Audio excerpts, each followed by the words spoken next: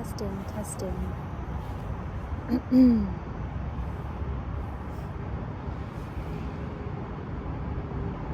It's a beautiful day in Toronto. I'm going to sketch in my botanical sketchbook while I talk about my portfolio.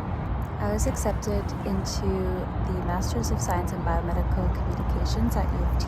Thought I would share a bit about my portfolio that was accepted, and today I'll talk about the digital pieces, and then when I go home later I will talk about and show you the physical pieces. I wanted to go out to the park to do this part because it's such a nice day out, and I wanted to sketch in my botanical sketchbook.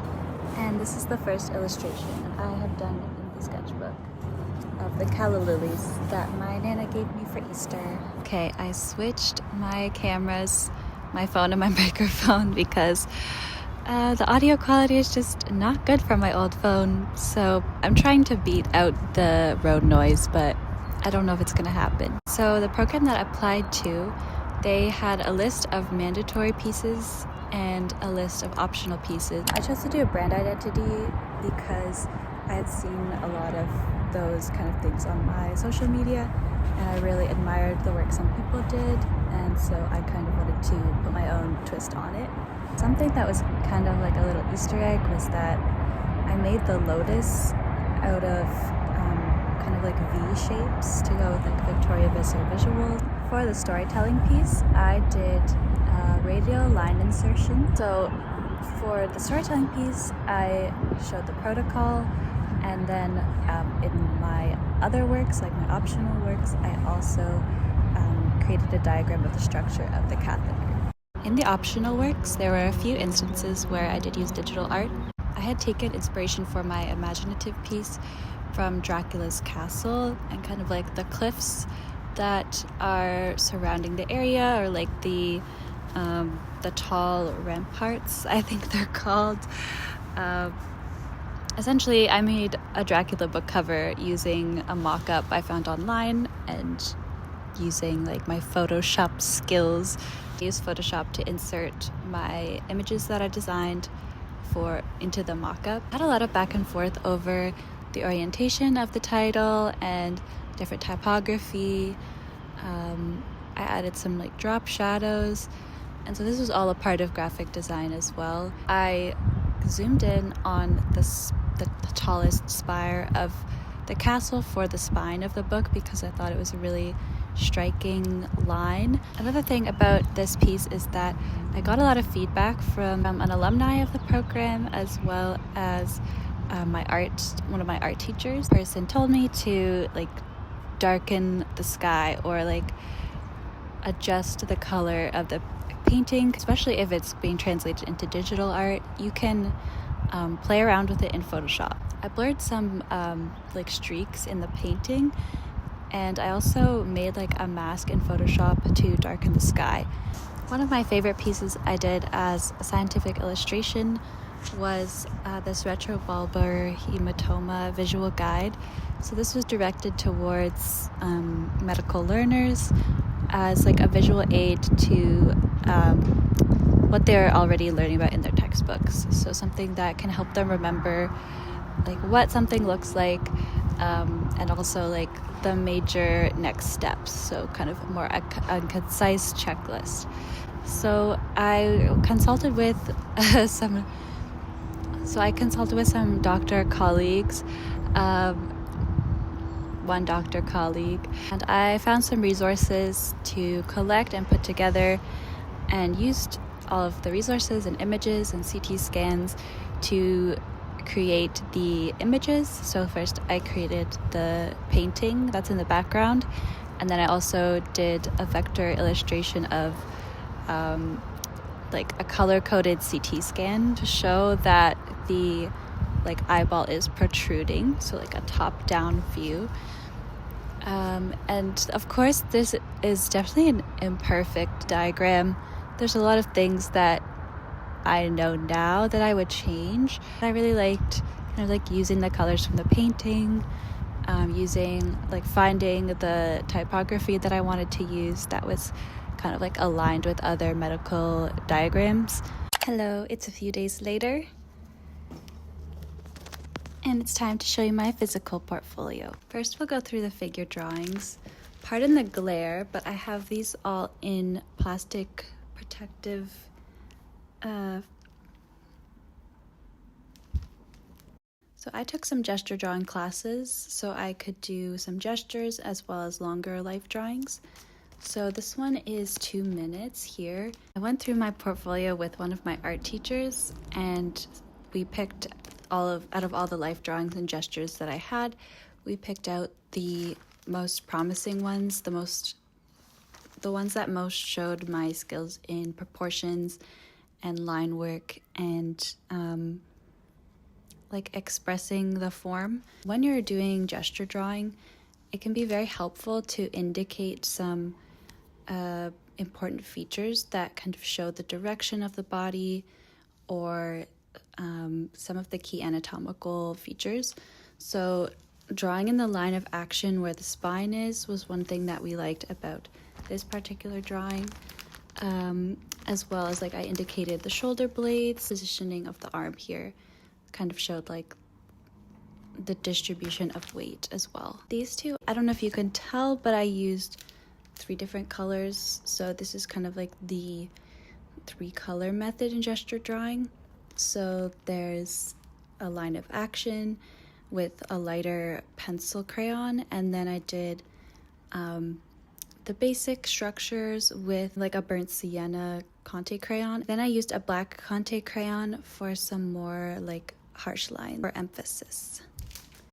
This was a 7-minute pose, and I kind of used the similar method to the one before, and then I also blocked in some shadows with the black Conte crayon along like one side of the body. This model had a singular light source shining on it, so it was really important to like identify those shadows, and the shadows also help indicate the curves and forms of the body as well.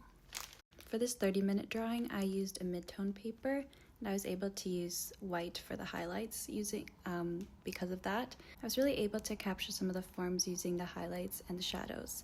Since I was still going to life drawing after I submitted my portfolio, I was able to bring some drawings to the interview. Because of the feedback I received from my teachers, I feel like I was able to improve on some life drawings, so I definitely wanted to bring them. This is a 15-minute gesture. This is a 25-minute gesture. This next one was a 3-hour charcoal drawing, and so I was really happy with how this one turned out. And they said the proportion was really nice, so I was happy with that.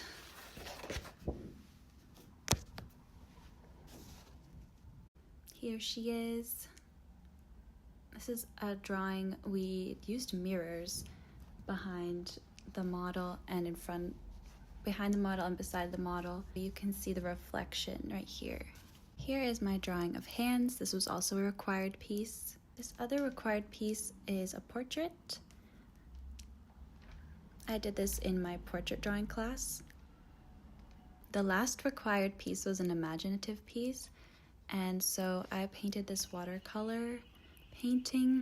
I used tape to get the nice crisp lines on the building and used different washes of watercolor, different layers. I added some spooky trees. For this moon, I used a damp brush to lift some color off in like a circular motion with the brush. Next, for the other works that were not required, I did a still life painting. This is gouache. I used oil painting techniques to lay down the underpainting and go from like dark to light. For another biological piece, I did this drawing of an owl. This was originally a piece I had done in like 2015. So when I submitted that piece last year in my portfolio, they said, hey, this is like a good start, good structure, but there is some like hesitation in your mark making. There's not a lot of value contrast. There's like basically there needs to be like a heavier tonal application or something like that. So I looked up a bunch of different reference photos of barn owls so I could continue this piece, and I was able to like show the feather patterning a lot more.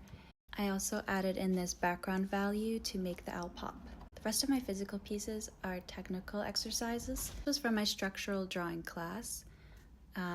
This was a boot that I had to draw from observation, and then I took a photo home and continued it. I have a lot of fun doing like realistic drawings and just like grinding. It's fun because you just have to match the values and like the shapes of those values, and eventually you'll get something that looks realistic. Drawing the structure was hard. That's the reason why I went to that class. It was a very helpful class. Another similar project where I drew a sheet that I had draped over my closet door. I used fine charcoal to start, and then I mostly used a Conte pencil actually for the details.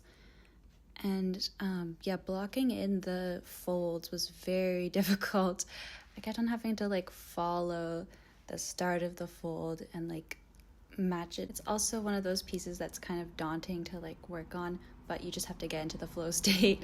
My final technical exercise was this apple oil painting. I'm still learning oil painting, and I can link the video that I got the idea of for this because it's like a fun technical exercise to get started in oil painting. It's using a limited palette, which is a good skill to practice, and kind of keeps the colors pretty cohesive. This exercise also really forces you to focus on values as well. Yeah, I also had a bunch of sketchbook pages that I submitted online, so I'll flash a few of them on the screen if you're interested, but basically I just made a huge PDF of my sketchbook spreads. I also included some of the life drawings that I didn't include in the main portfolio. That is like a year of my life in art. I'm pretty proud of everything, and I can't wait to see how much I will improve going forward, because I know, especially with like the graphic design and digital art, it's going to be things that I know later that I will be like, wow, improved so much. And I can look back on stuff I made in 2024 and 2023 and already know that, like, yeah, I've improved so much since then. I think that's a good practice for anyone in any field of life. When I was a scientist, there were times where I was like, oh, last year I didn't even know how to do an ELISA, and now I do. Throughout your life, you will always be working towards getting better at things, but it's always important to recognize how far you've come as well. So now I have to go eat something and go to Staples to pick up my business cards for my freelancing practice. Staples, please sponsor me. I love everything in your store, and I use your printing services a lot. If you have any questions about my portfolio, or if you would like to work together in the future, feel free to comment down below, and I'll also link my contact information and socials in the description. Please like and subscribe, and I will see you in the next video. Bye.